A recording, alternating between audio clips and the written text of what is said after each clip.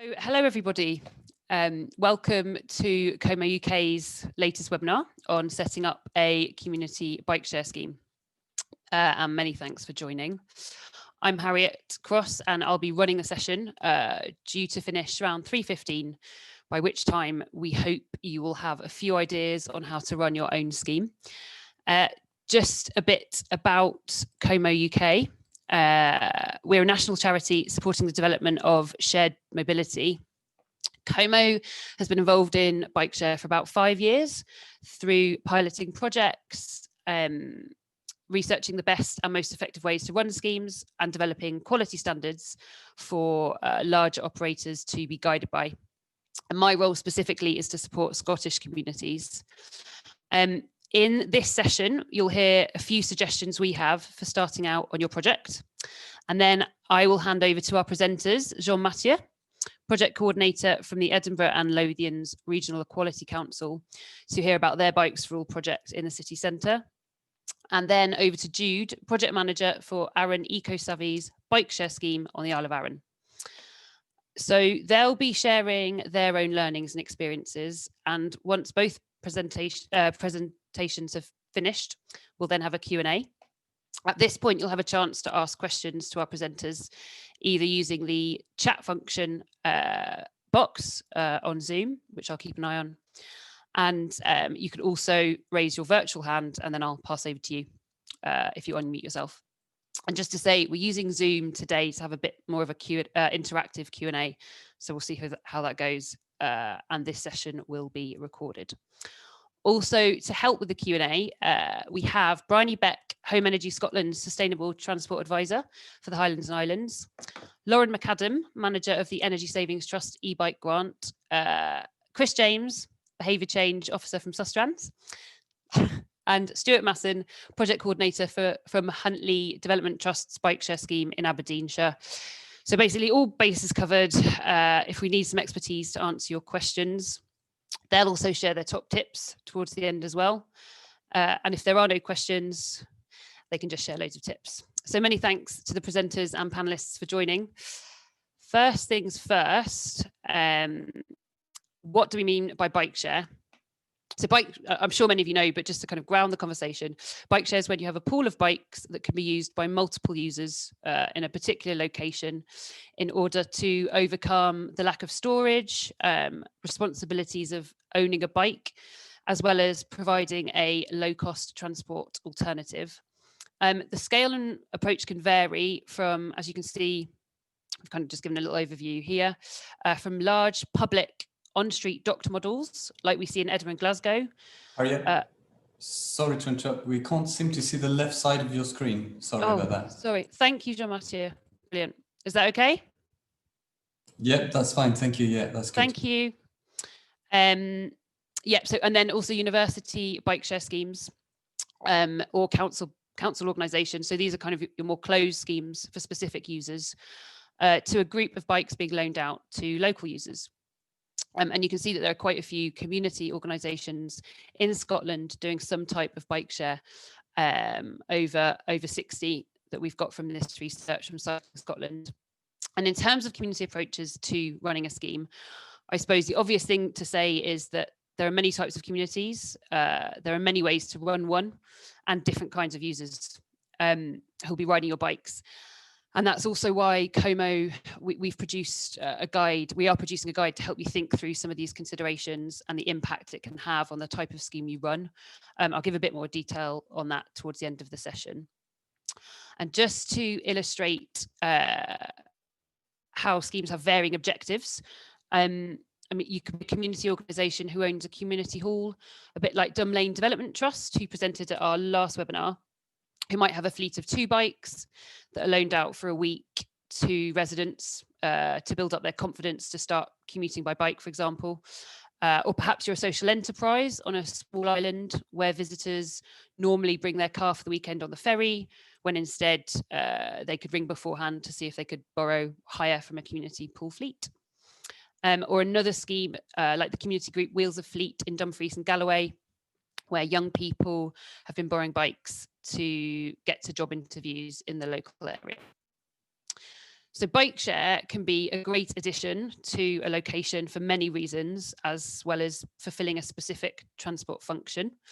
And despite the different approaches and objectives of schemes, when thinking about setting up, we recommend considering some key points.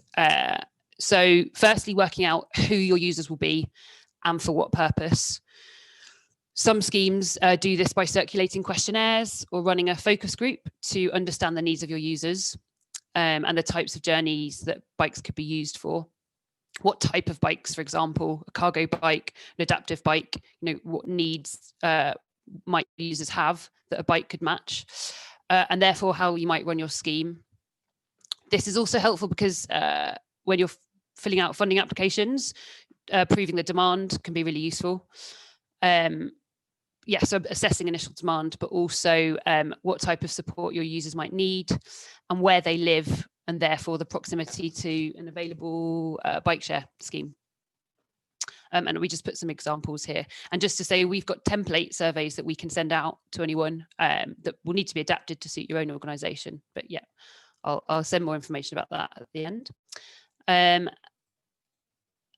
then these three key things we think can provide a really good foundation for developing bike share.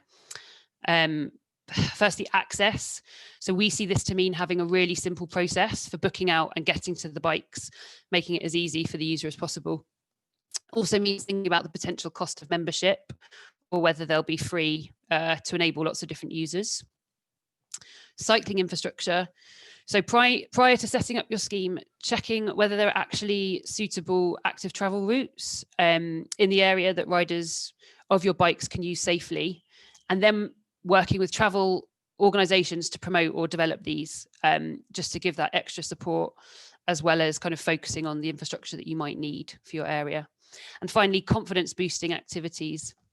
So Como have seen with projects like Bikes for All in Glasgow, that when accompanying your scheme with the offer of cycle training, buddy rides, help with journey planning, we see that more people use the bikes and keep using them. So we see that as a sort of fundamental addition that you can have within your project. All the other types of nuts and bolts to running your scheme, such as maintenance, insurance, what locks to get, what booking method, these run alongside these points, and hopefully some of those will actually be referenced in the presentations and picked up in the Q&A. And also, just to add, Como UK can point you in the direction of manufacturers, operators who might have software that you could use to run your scheme, case studies, latest research, and also our guidance that might help you with all of that. So these are just our thoughts to kick the session off. We will hear some tips from our panel, who I mentioned later on, but to bring it all alive and demonstrate the benefits a scheme can have, and actually the kind of nuts and bolts of running it, I will now hand over to Jean-Mathieu. Yeah, brilliant. Thanks, Jean-Mathieu.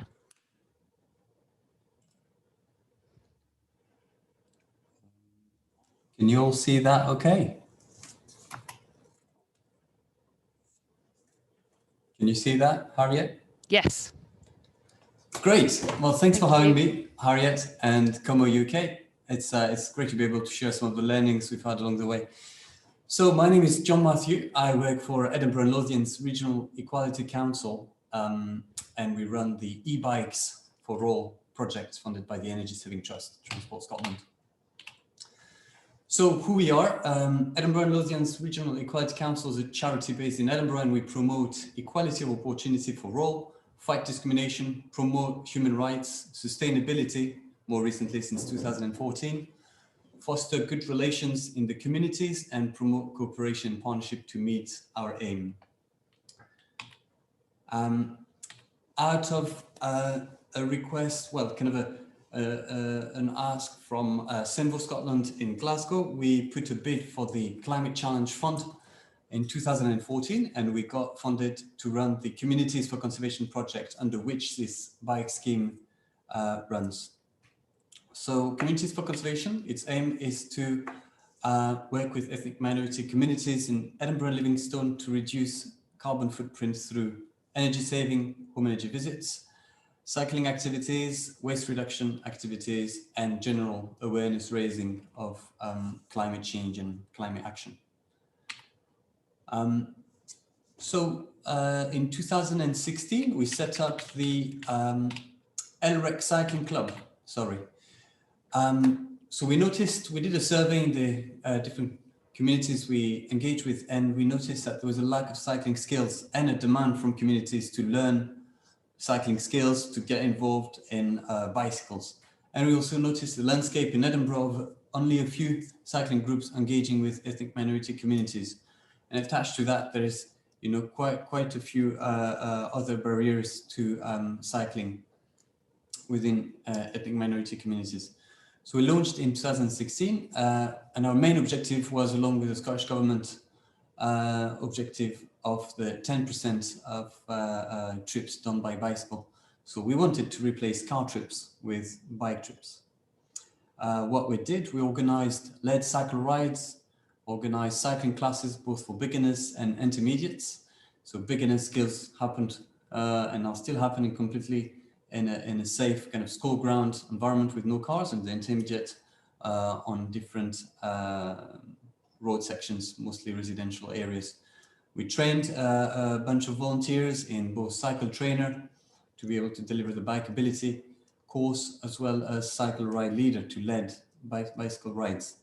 And we also, with funding from Cycling Scotland, bought about 20 bikes, push bikes, and a shipping container to start our bike library, where people could borrow bikes and use them for a certain period of time.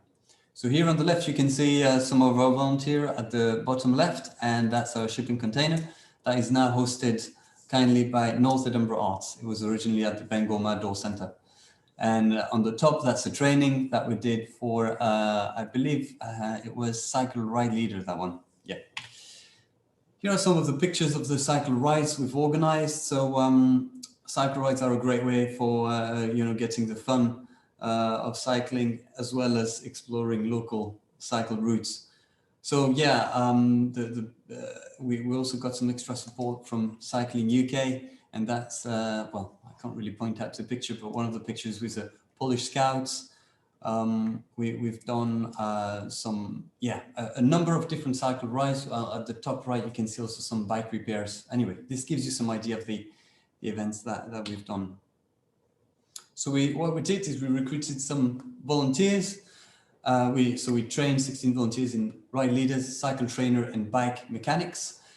Bought a shipping container, bicycles, helmets, parts, and tools, because we had a small section which was related to bike repairs. And that was thanks to extra support from Forestry Commission, Cycling Scotland, and Cycling UK, which enabled us to employ some of our volunteers and lead those activities.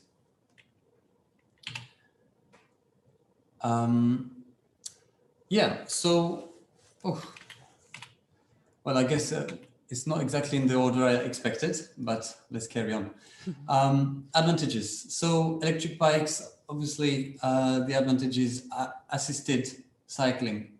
So we don't need to put as much strength into the bicycle to cycle greater distances. It's fast, it improves fitness, reduces travel expenses, it's eco-friendly, and there are quite a few suppliers burgeoning in Edinburgh. So quite a few advantages, and they help to tackle this challenge of people who are less fit or less able to cycle a normal push bike.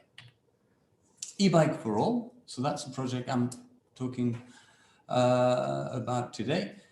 That idea was discussed with the Energy Saving Trust back in 2018, and we applied for the fund with the objective of encouraging ethnic minority community members to cycle instead of drive, encourage people to purchase and use electric bikes, and contribute to the Scottish Government's aim of 10% of bike journeys. We received 6,500 in September, and we bought 5 bikes and accessories. Obviously, that required some in-kind funding, so both from Cycling Scotland in the form of the shipping container where we stored some of the bikes when they were not in use, and from the Climate Challenge Front with regards to the administrative time and input needed for the project. So equipment, we bought a Raleigh, a Pinnacle, an Array, Scott eSub, and 2 IPCO. So some of them in the first batch were X-Display bike, and I'm going to go on to that shortly. And then we got some further funding to buy 4 Elops 900, which are decathlon bikes, perhaps not as of the same quality. So we got basically a variety of sizes and models to accommodate for different sizes of people, I assume. Accessories, so high-vis jackets, locks, USB lights, helmets, also all that, because we kind of bought things in a larger quantity than just a single bike. We got some discounts or sometimes things for free. So that was always something to negotiate around, but I guess that's common sense. Operations. So basically our offering is we're offering 3 weeks free loans to community members, anybody. Although we work principally with ethnic minority communities, anybody can borrow our bikes. We have our collection and our drop-off at our office in 4th Street. And the idea for that is that it's easier for us to check everything. We're in 4th Street and the shipping container is in Northern and Broads. So that's a bit of a distance. We require a £20 deposit. We take a copy of the ID and proof of address, and we get a loan agreement signed that basically states that the person is responsible for damage and loss of the bicycle. And we also, that came later on, but we take pictures of the bicycle to see the state it's in, and when the person checks it in later on, we can compare that. Keeping track, so to keep track of everything, we've got a before and after survey. We use Google Form. We found that very useful. So those surveys were helpful to establish a bunch of information, including ethnicity, age, but also commuting habits. How much public transport or car are people using for their commute, and that feeds in quite well with our aim. And a master spreadsheet that included, people's name and personal details, addresses, phone numbers, etc. That was also a very great tool to keep track of who was next on the list. And as I said, I'm happy to share copies of these if you are planning to set up your own bike share. So please email me. My contact details will be at the end. We have encountered a few issues. So as I mentioned, we bought some discounted X-Display bikes with a warranty of only 3 months. Therefore, after 3 months, we ran into some battery problem and software issues, and we had to go back and forth with the bike shop. So we had to have some pretty intense negotiation around, asking them to fix those things. We had a person had a very unfortunate bike accident in Princess Street on tram tracks. So they feedback that onto us, and we're very sorry to hear that. Obviously, we advise everybody on the safe riding of the bike, and at the induction, we don't have time to teach people how to cycle, but we point to our cycling classes, of course. Another member also lost battery keys, and that was a big problem. That is not fully resolved in the sense that now the battery has no keys. We're still able to take it in and out, but if anybody knows how to fix that, I'd be very grateful to hear.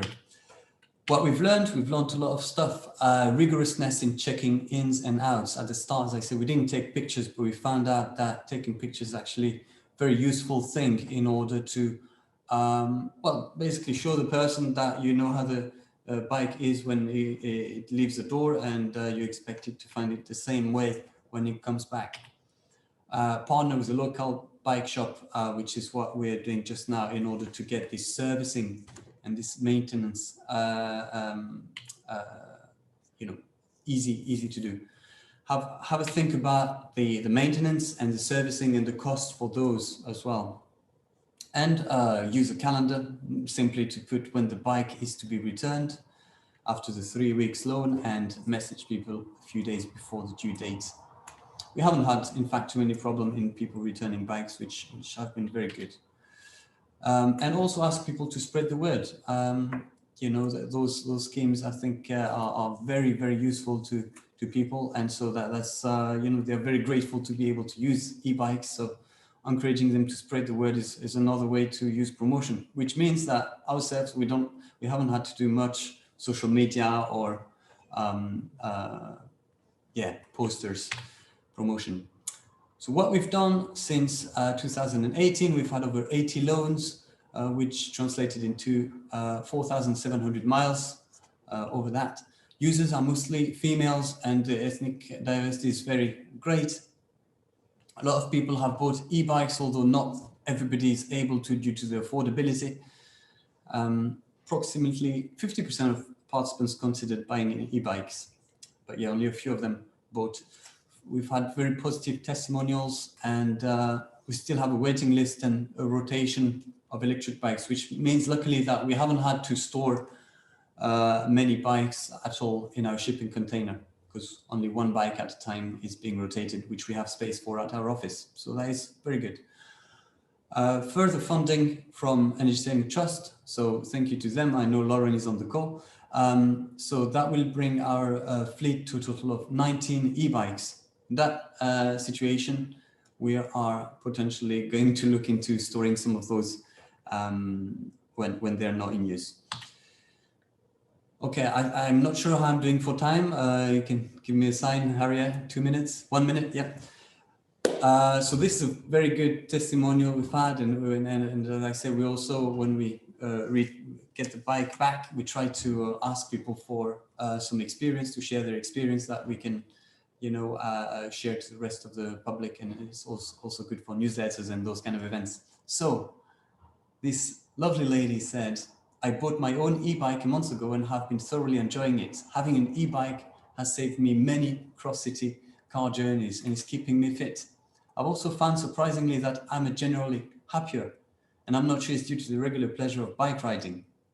I'm discovering parts of Edinburgh I've never seen before, and I'm taking on some volunteering jobs in various parts of the city that I would have balked at previously, sorry for the one, as they would have required a car journey or an hour's bus travel each way. And then she went on to basically say that she wanted to nominate our e-bike loan scheme to a spokes competition. That was super heartwarming, and we were so pleased to hear that.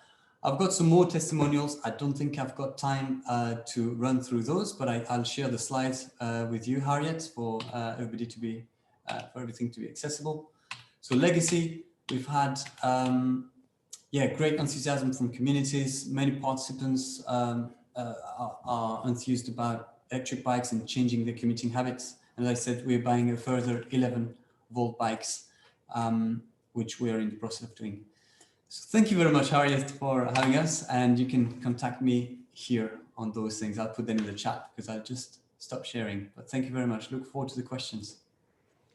Thank you, Jean-Mathieu. That was really useful and quite detailed. And also thanks for your offer to send some of your project templates, because I know that's quite useful for lots of different projects at the beginning of their journey. And also being honest about some of the challenges that you've had. And we hope maybe someone in the call can help with your battery, your lock situation. And also to say we'll send these presentations around at the end to everyone on the webinar. So I'd now like to invite Jude to give us her presentation on the Arran Eco-Savvy project on the Isle of Arran. Thanks very much, Jude. Thank you, Harriet, and thanks, Jean-Mathieu. That was really interesting, and I learned something as well for us to incorporate into our scheme. It's good to see so many people here. Thank you all for coming, and I'm looking forward to sharing a little bit about our e-bike scheme. So my name is Jude, and I'm from Arran Eco-Savvy, an environmental charity just off the west coast of Scotland on the Isle of Arran. Not a bad place to be running an e-bike scheme from. And I'm joined on this call by my colleague, Andrew, who's our e-bike coordinator, and he's going to help with answering some of the questions at the end. There's so much detail that we could go into with this scheme because there's just so much to learn when you do it. So I'll cover as much as I can in this presentation in 10 minutes, give an overview and a little bit of our journey so far and the benefits that it's brought to our community. So Just to give you an overview, the e-bike scheme is run through the Sustainable Island Life project, which is funded by the Scottish Government's Climate Challenge Fund. And we work with residents to adopt lower carbon behaviours in energy, food, travel and climate literacy. We're a team of 6, as you can see there. Ruth is our project and climate literacy coordinator. Andrew and Emma are our travel coordinators, and Andrew spearheads the e-bike scheme. We have Jess there, who's our sustainable food coordinator, and Charlotte delivers our energy and water efficiency. So savvy travel, I've put a few pictures on there to depict some of the travel dimension of our project. And there's 6 main strands really. The core and central theme is our e-bike scheme, but there's other parts that really enhance what we deliver that I want to cover really briefly. The e-bike scheme helps Aaron, helps us to conquer a really notoriously challenging terrain. There's lots of hills, and if you're not an avid cyclist, that would not be an easy feat. So this has really enhanced, people to be able to overcome these. And there's also the mental and physical health benefits, and just replacing car journeys. So that's the motivations for the e-bike scheme. We also deliver, we're working on Aaron's first green travel map. And that's for e-bikers to use the map to raise awareness about off-road routes that a lot of residents don't know about because there's not signed well. And also for visitors as well, when they come to the island, to shift traffic along that one main road that the island has. So yeah, on the bottom of the screen in the left, you can see our community contributed to a big giant map. It's been a community sourced map, and that's really enhanced some of the educational aspect that helps enhance the e-bike scheme. Bike maintenance is another dimension. Obviously, our fleet needs to be maintained, but we also want to help other residents ensure that they can maintain their bikes and have the facilities and tools to do that. So we're working on an e-bike tool library, and we've implemented 2 Grease Monkey bike stands on the north and south end of the island for residents to use, and that's been really well received by the community. We also have a volunteer lift share scheme. I won't talk too much about that. We launched it last year. It's on hold due to COVID, and we would love to be resurrecting it just now. And then travel events and workshops are another key part of what we do, and that helps with the education of why, how to overcome the car and e-bike and transport mobility problems, and have the really valuable discussions with the community. I'm going to mention one that is happening tonight. We're doing one of our Savvy Film Clubs tonight, which anyone at this workshop is welcome to attend. We're collaborating with Bike for Good for that, and we'll be screening the film Bikes versus Cars. So if you're interested in coming, send me a message and I'll send you the details for that. And then finally, collaboration with organizations. That's really enhanced the delivery of the e-bike scheme in terms of applying for funding and needing that in-kind and community support, and to be able to evidence that in application. So that's been key, as well as reviving in every location that anyone's in. Transport is such an ongoing issue. So acknowledging and reviving years of historic work and allowing to have higher impact when you collaborate. So that kind of covers the savvy travel aspect. But how did e-bikes become such a focus for Aaron EcoSavvy? I'm going to give you a quick overview of the timeline. In September 2018, we sat down with some key travel and transport influencers and stakeholders on Aaron, and we were really considering future projects. And that meeting was really significant, because we learned of the Energy Saving Trust e-bike funding at that meeting. And one of the ladies there said, okay, there's this fund, but you have to apply for it within 4 days. And us being the ambitious people that we are, we whipped up an application and a whole plan for an e-bike project. And there are so many considerations, and John Matthews covered a lot of those considerations, and Harriet as well. So I won't go through all of them, but the processes to consider are so important. And at the time of considering e-bikes for our project, we didn't have a physical base, we didn't have storage, we didn't have any of that. So we had to get quite creative of how we would pitch this scheme. And we thought of workplaces. We are very well connected to the organizations across Aaron. And we gauged demand with all of them and asked them if they would want their employees to have free e-bike trials for, the course of a month. Inductions would take place at the beginning and they'd be able to use them over the month and then feedback to us after, and hopefully want to make that commitment to active travel long term. And that's what we put into the application, and what has been a real success now when we were given the funding in October 2018 from the Energy Saving Trust. Up till March 2019, there was a lot of planning, we underestimated the amount of time it would take to find the right suppliers and the right e-bikes. And that's just something that, you can think it's just as easy as, getting the money and buying an e-bike, but there's a lot, especially when you live on an island and you have those transport issues off island as well. So yeah, that was something that took longer, but we then successfully managed to launch our e-bike scheme in May 2019 with an e-bike open day, which over 100 residents attended. And the first organization that then got our e-bikes was Lochranza Distillery. And from there, it really took off, especially when we were joined by Andrew and Emma, who have helped deliver that scheme. We enhanced our e-bike fleet by 5 e-bikes funded by this Climate Challenge Fund in October 2019. So we were able to work with larger organizations or 2 simultaneously. And then in March 2020, significantly, we acquired an e-bike shed storage space in a really central place on our island. And that's allowed for us to, instead of going to workplaces to do inductions and really have to chase around people, we're able to have that real space for people to come, drop in, trial e-bikes. And that's been quite a revolutionary step for us, and one that, we're really thankful for. Everyone has been affected by COVID, and we had to adapt our e-bike scheme, and we did that by offering it to key workers and COVID volunteers. That was successful and has been successful through summer.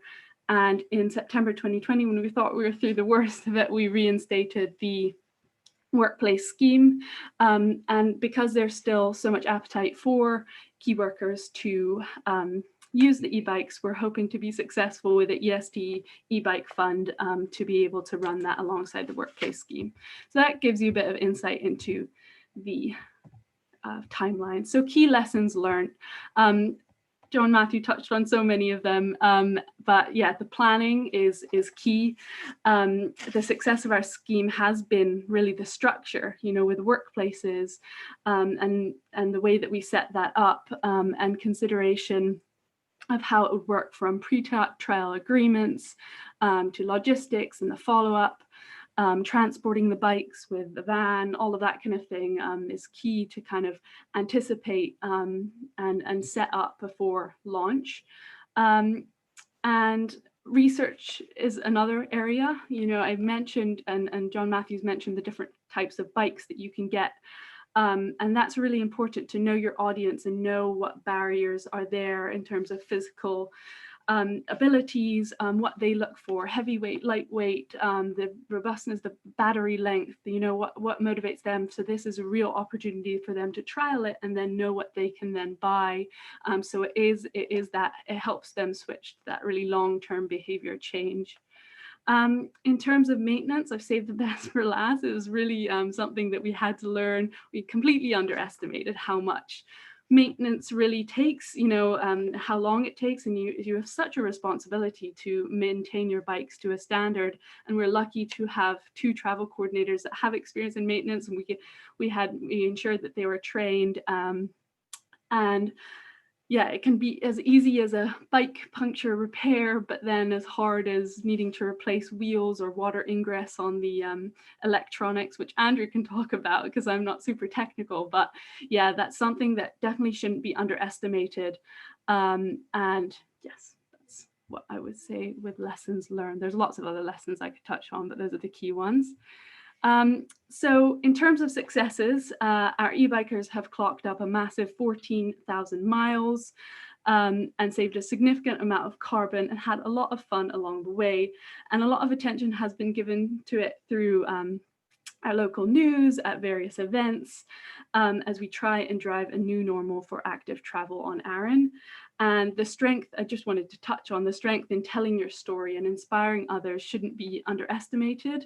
And like John Matthew said, we haven't had to advertise the e-bike scheme at all because of this. We have an eternal waiting list for the e-bike. So yeah, that's a big part of it. I think it takes time, but it's really the rewarding part of it, I suppose.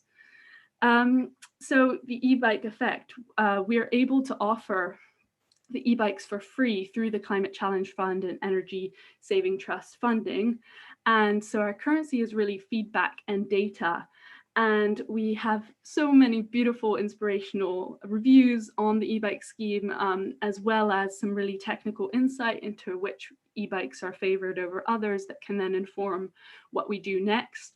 I'm not going to read these at all, but I do want to read one of my favorite, which is a 50-year-old asthmatic just out for an hour and a half around a forestry route, grinning from ear to ear, and that always makes me smile. Here you can see that out of 60 survey respondents of our e-bike users, 100% would recommend e-bikes to residents on Arran, and 86% of those were considering buying an e-bike after their trial. We've heard of 22 people that have bought e-bikes as a result of the scheme and their chance to trial it through Arran Eco-Savvy. And some of the examples can be seen on this slide. Just last week, Howard Wood and his wife bought 2 e-bikes and they're trialing there along the beautiful Whiting Bay beach. And there's a few other examples as well on the screen. So the e-bike scheme has been challenging, but also so rewarding. And because it's just been so embraced across Arran and helps us in our active travel revolution, I'll be happy to answer any questions alongside Andrew now. And thank you very much for listening. Thank you, Jude. That was brilliant, very colourful. And I like the massive map that you had at the beginning, because just trying to map out community involvement, which I expect was a challenge, but also necessary. And I also hope, I see that the one person that was having sound issues is Lauren, the manager of EST Fund. So I hope she heard your call for the EST funding. But yeah, brilliant. And I think now we will move over to some questions to ask Jude, Jean-Mathieu and Andrew. And feel free to use the chat box if you want me to ask it for you, or please put your hand up if you have a question that you'd like to ask yourself. And I'm going to put up my participant list. Stuart Masson, did you have a question? Yeah, I was looking for the put hand up button there, but I couldn't find it. So, but it's all good though. Jude, I'm interested to know about your trike and how.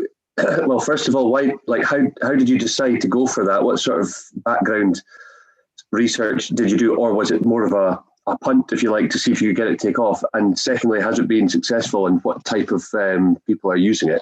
Yeah. So I'm happy to answer that question. Andrew can maybe come in and add more detail. We had a lot of requests for trikes on Arran, I think largely due to the demograph on Arran, and there was a lot of interest, a lot of requests when they heard that we had this e-bike fleet. So we thought, we should get one to see how it goes. And the first time we had people try it was at one of our major events. And just, people found the trike pretty counterintuitive to riding a bike. I think they thought, as people think that, the balancing is going to be easier, but actually, like with a bike, you're using your body to kind of help you find direction. And with a trike, it's completely different. And I think people were surprised with the difference and struggled a little bit with the trike and the complexity of it. And it hasn't had as much uptake as we would have thought. In fact, I would say it sits unused most of the time. Andrew, I don't know if you want to add to any of that. And yeah. Does anyone want to buy a trike? Pretty much. But it's good. It's good to. Yeah. I think it's good because it allows people to try one. So partly what we're doing is kind of experimenting on behalf of others, to see what will work for them. And as Jude says, people find it counterintuitive. I think some older people thought that it might be good for their mobility issues, but they actually have problems getting onto the trike, and usually they give it back to me very quickly, unfortunately. So sometimes a bit of confusion between e-bikes and e-trikes, and solving kind of broader mobility issues, which trikes don't really address, I'm afraid. Yeah. Reasonably expensive, and they also take up a lot of space, very awkward to move around and deal with. So I would recommend not getting a trike, but at the same if you time, want to try ours, you're very welcome. Yeah, and you save people a lot of money, because then there's people were thinking, oh, I'm going to love the trike and I'm going to buy one for myself, but then they found that it wasn't quite right for them. And the Aran roads as well, that point about it just taking up a lot of space. We don't have the infrastructure for trikes as of yet. You can imagine it in Amsterdam along the canals where there's loads of space and it works brilliantly on a flat road. But yeah, I think there's a little bit of a ways to go with trikes. Can I just quickly ask about that? Because a trike is what I'm funding on a crowdfunding platform. Because the thinking is that if somebody's never ridden a bike, that it would be useful. And the one that I'm looking to fund was designed for people with disabilities, and is a mountain trike with a rear differential to help with cornering. But of course, it's in York, it's 4-hour drive away, so it's not like I can just try it out. So yes, any tips and wisdom is important before I kind of spend the money. Yeah. Can I just ask who's is that Leonie speaking? Yeah, that's correct. Oh, hi Leonie, thanks. Hi, Harriet. Leonie, you're welcome to come to Aran and try ours before you buy. Come and try ours and find out how it works for you.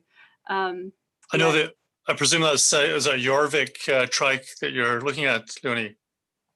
Yes, that's the one. They're mountain trike. Yeah. Yeah. So we've got the more kind of street version. They do a heavier duty model with thicker tires and things like that. It might feel more stable, but I'd be inclined to go down there with somebody who'd be a likely contender, or just go yourself and see how it feels. You have to watch out for the motor size on some of those. There are some trikes that are not actually road legal. Yeah, these are the one I'm looking at is 250cc for that reason. Right. Okay. Yeah. Okay, so yes, you strengthen my resolve to actually try before we buy. Can I ask something? We've been looking into. We're just about to launch a scheme. We've just put an application into you yesterday, by the way. And we looked at the whole issue of trikes, and we decided to get one pair of adult stabilizers, which can be fit on any bike. For anyone does anyone have any experience of stabilizers, whether they are useful or not? Can I just ask who's asking the question? Bill Barlow. Hi, Bill. Sorry, how am I supposed to do it? I don't know. No, that's fine. If you just say who you are when you first ask the question, that's grand. Oh, okay. And I mean, is anyone able to? Bryony Beck might be able to input into that with her knowledge of bikes. I can't think of anything. Just now, we haven't really come across anything like that. I have had a few, obviously, organisation ask about whether or not to use them, but I've never had any feedback as to whether or not organisations have used them and how they've been used. So sorry, I can't be of further help, Bill. Well, we'll let you know then. Great. If we get the money. Bill, we can. I'll share my email at the end, and we can pick up another conversation afterwards and see if we can point you in the right direction. Okay. All right. Thanks. We've got no problem. We've got a few, as Martin Higgett says it, boring questions about insurance. But I'll lead on to Claire Williams has a question about insurance as well, saying insurance has been a big barrier to their pilot bike loan schemes. Do you have any hints, tips or recommendations? And again, if questions can't be asked, we can answered, we can look into these after. So Jean-Mathieu or Jude, I don't know if you've had any experience with the insurance. For us, we had a pretty comprehensive insurance, so it was a matter of just adding the e-bikes onto the insurance. So in terms of price, I don't really know how much our premium, because I'm not dealing with the finances, but yeah, it was a matter of just adding the e-bikes onto our current insurance, basically. Yeah, we actually looked at when we evolved to have e-bikes and expanded as a project, we changed our insurance, and we got recommendations from another organization who had e-bikes, and it was for Keegan and Penny Kid, and they've been quite good and helpful, and I can give the specifics of that to whoever's asking. Sorry, I can send that across because I do have access to that more detailed information on that, but they've been good. Yeah. Could you put that in the chat? Is that all right, Jude? Yes, I can. Thank you. Matthew Logan, you've had your hand up for a while.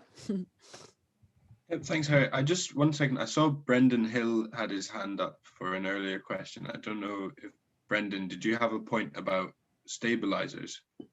Yeah, I have a number of things to say, but in regard to that, I've been trying to put together a database of particularly non-standard bikes, which there are various websites out there that list lots of them, but the problem is there are hundreds and hundreds.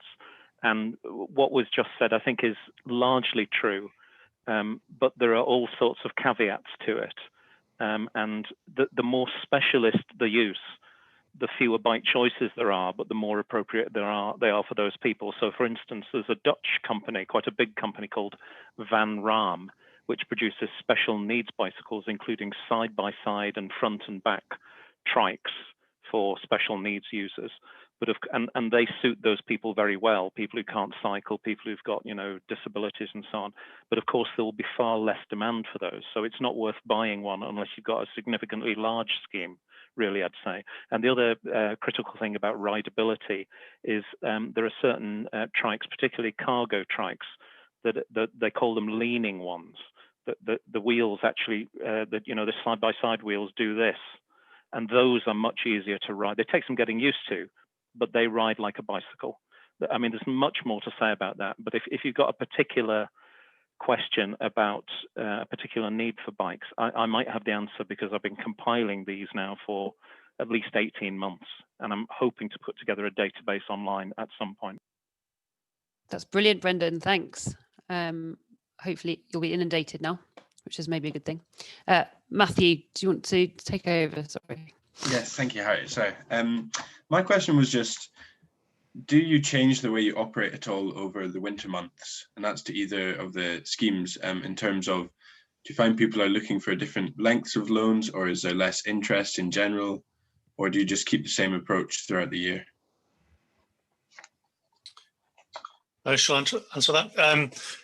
Pretty much the same approach throughout the year, although we've had to adapt because of COVID. So this year's been quite atypical, I would say, and we're still within the first 2 years of the project. So I mean, what we find is the way people use the bikes might differ in the winter. People are not that keen on cycling in the dark or when it's when it's really rainy or windy. So the number of miles that people do on the bikes tends to be lower. Whereas if you get like a big sunny spell like we had in the spring when COVID kicked in, there were people who were clocking up a lot of miles on their e-bikes. Tend to have more mechanical problems in the winter. The bikes can get water ingress, and we've had a few issues with ride controls and displays and things like that. It's important people know the bikes are water resistant, but they're not actually waterproof.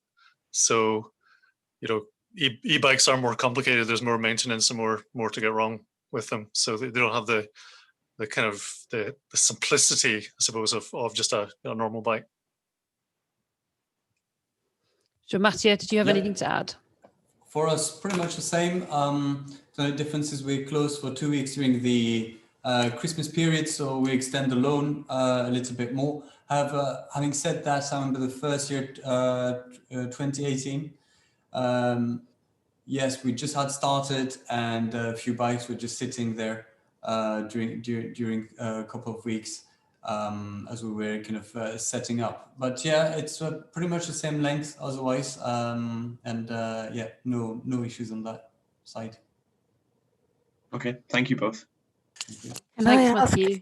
Sorry. Oh, sorry, I'm just going to go to Hayley Pryor. Sorry, who was just speaking there? That was Leonie. It's a question I put in the chat earlier.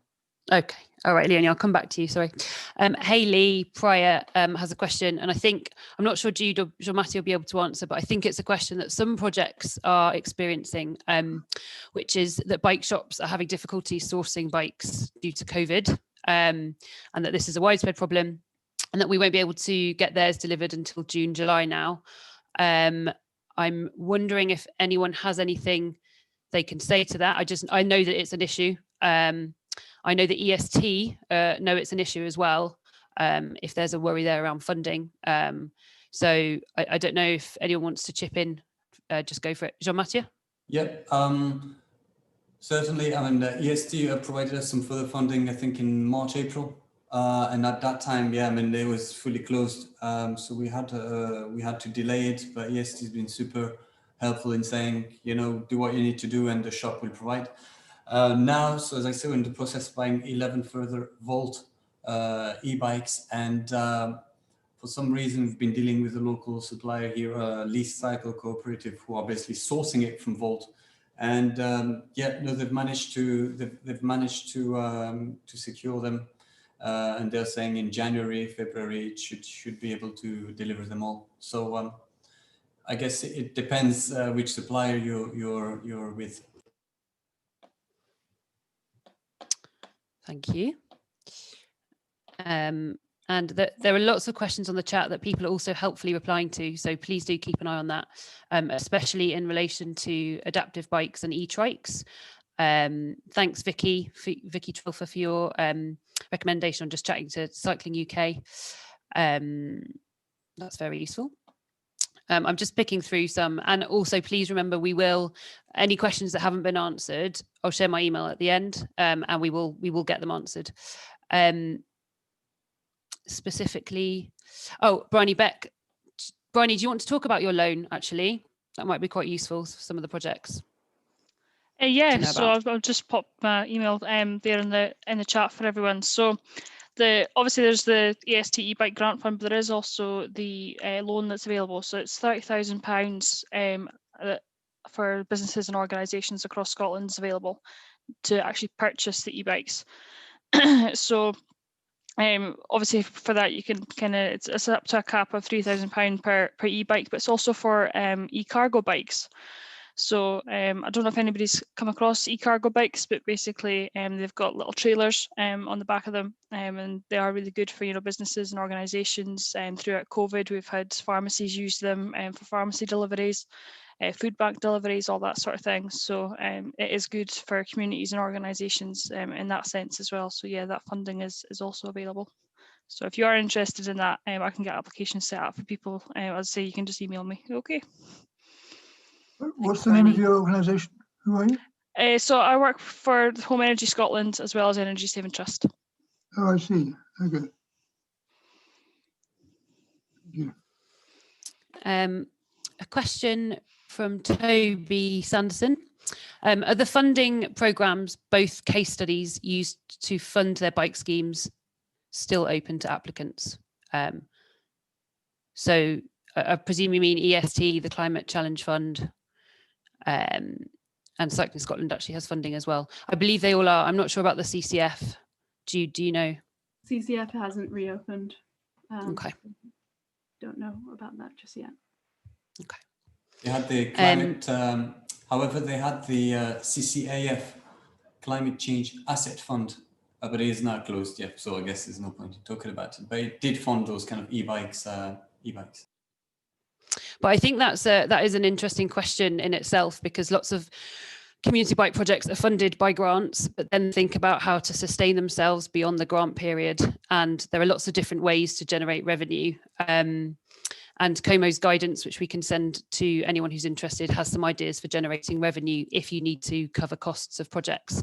But Jude and Jean-Mathieu's projects, they seem to be sustaining themselves with a blend of funding, but also through the backing of your organisations as well, which I think is quite a big distinction with both of your organisations compared to some smaller volunteer projects that I know are on the call.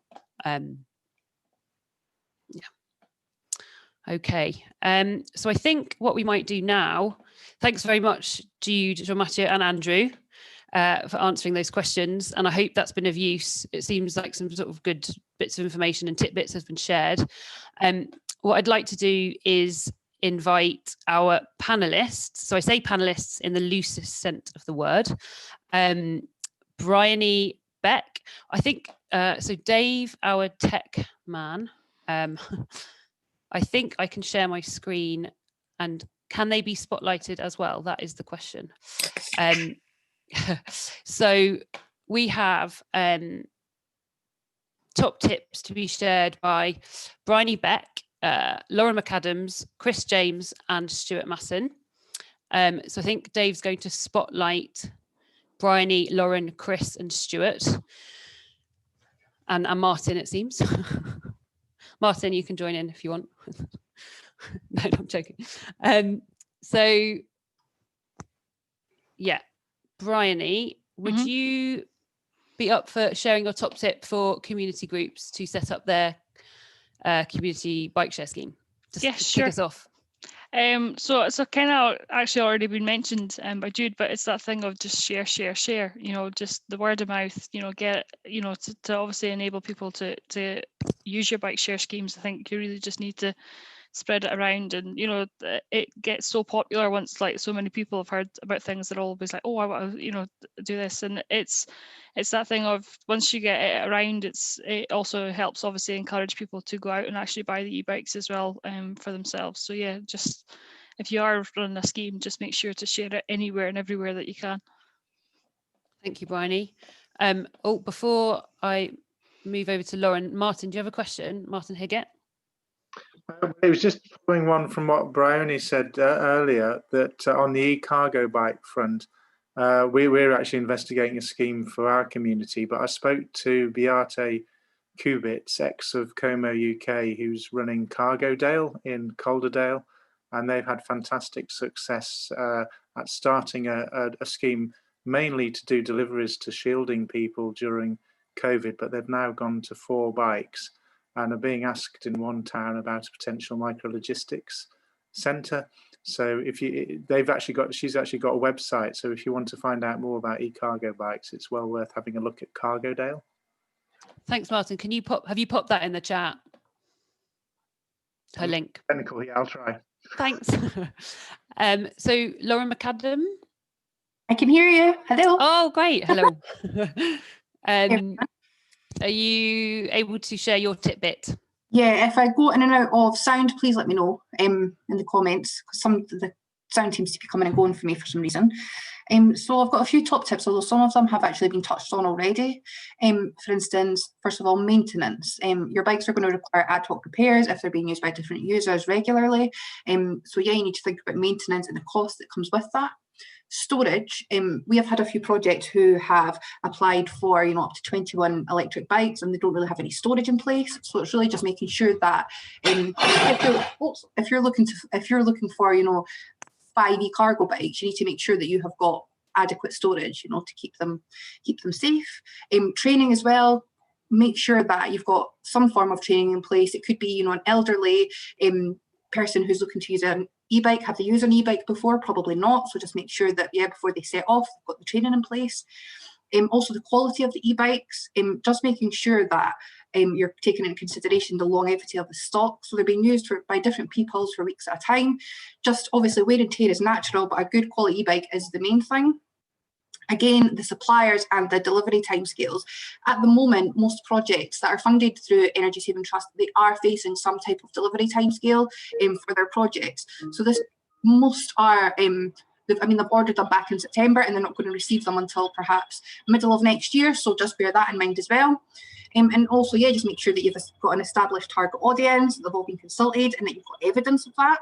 And also bear in mind the difference between a trial and a loan. If you're going to be loaning these out, that's somewhere between 4 to 6 weeks. However, a trial is only 1 week. So obviously keep that in mind if you're looking to instate behaviour change and a model shift.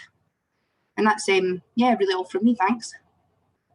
Thanks, and also, Lauren. if you have any questions regarding the e-bike grant fund, I've popped my email and also the e-bike grant fund email into the comments. Thanks, Lauren. That was interesting distinction between trial and a loan. So yeah, thank you for sharing that. So we'll now move over to Chris James, Behaviour Change Officer for Sustrans.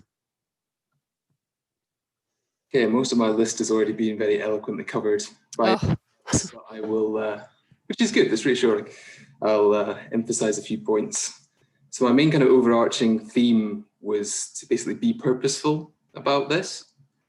I think there's a risk that something like a bike share scheme, you kind of treat it as a bit of a nice idea and not necessarily think about the end goal, when really the scheme should be a means to an end, not the end in and of itself.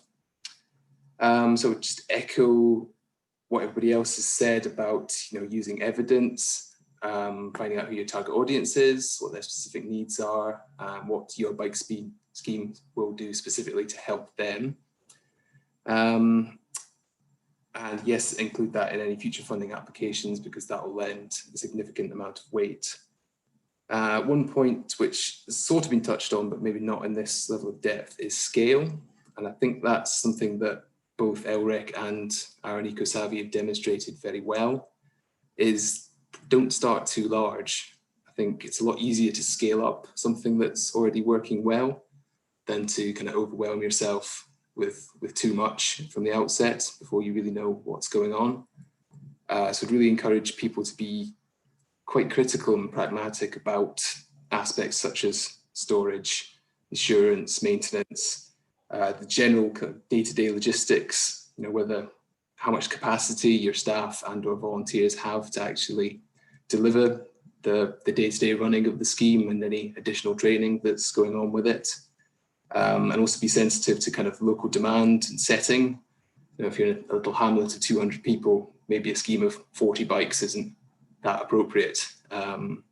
Whereas in the city, growing to that sort of scale, there might well be the demand there to support that. And also monitoring, which has been touched on lightly. But yeah, really think at the outset how you're going to capture data from the people. I know we've got some really good sort of case studies from both LREC and EcoSavvy there, and they're really powerful as well if you're looking to grow in the future. Thanks, Chris. And if a project's kind of starting from scratch or at some point during its journey of bike share, do you know what support Sustrans could offer that project? I mean, I know you've got funding, but what role could you see Sustrans having? Yeah, well, typically we've got the sort of infrastructure side of things with Places for Everyone, which is currently closed for applications, but looking to the future, that will almost certainly be something that could be looked at again. In terms of kind of behaviour change support, then myself and I know my colleagues Chrissy and Barbara from the communities team are on the call. We're more than happy to field kind of questions on bike share or anything else to do with behaviour change.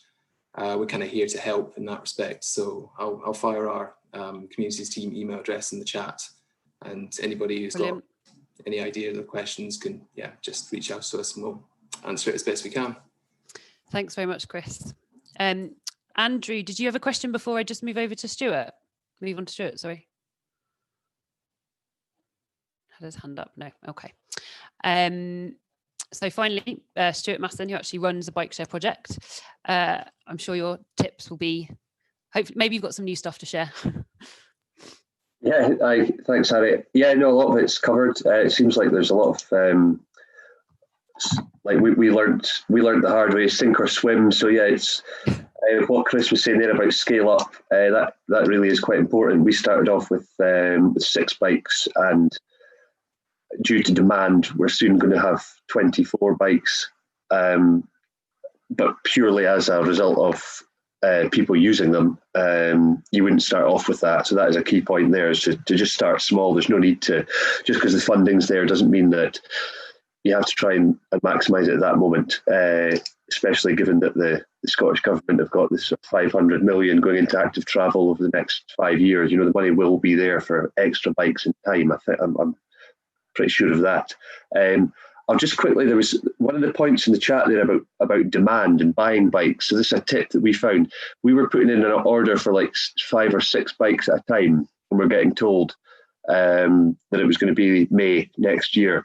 But just buy one if you can, as and when they're ready. If they've got one in stock that's ready to go, we were just taking that one off the shelf kind of thing. So I think if you're putting in bigger orders, then it'll be longer. But if you can buy them in, if you've the luxury of time to sort of buy them in dribs and drabs, then that's what we did recently, just in order to get them in, because you never know how long this backlog's going to be. And another one that was touched on there about higher length of time, we're kind of the opposite. We do hire for longer in the winter. Summer for us, a busy time for week hires, daily hires, but in the winter, the bikes are generally quieter. So we tend to put them out for a month or more, which A, generates a bit of revenue, which we can put towards our maintenance bill, and B, it's getting the bikes used, so they're not sitting, so they're less likely to have issues from sitting in the cold for long periods of time. Storage, maintenance. I think Jude, you mentioned that one as a key. That would be my kind of top tip. Before you start anything up, just make sure that you've got somebody. I mean, I can barely change a puncture myself, so we're lucky that we work with the local bike shack, which is a cycling recycling centre, and they do a great job. They're 2 minutes along the road. They come in, fix the bikes on site, or take them away. Without them, we wouldn't be able to hire out the bikes. I mean, we had a backlog, a waiting list in the summer for the bikes, and if it wasn't for these guys, then we wouldn't have been able to have even a quarter of the people hiring them that we did. So make sure that you've got your maintenance set up, I would say, or at least have somebody in the town who's you can call upon. I think that's a really good point, and particularly fostering relationships with local bike shops as well. So yeah, thanks. That was a good one to end on, Stuart. And any questions that I've seen, there are a few in the chat, I will follow up with after the webinar.